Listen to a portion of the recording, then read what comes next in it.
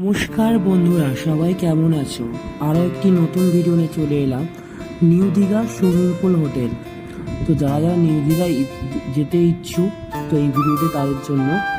তো অবশ্যই করে ভিডিওটি দেখবেন। মাত্র অল্প টাকায় swimming pool hotel new Digha. তো আমরা এখন আছি কোলাঘাট। তো কোলাঘাট থেকে আমাদের ভিডিওটি স্টার্ট করা হচ্ছে। তো সঙ্গে থাকবেন পুরো ভিডিওটি দেখার জন্য। তো আমাদের কলকাতা থেকে গাড়ি ছেড়ে দেওয়া হয়েছে।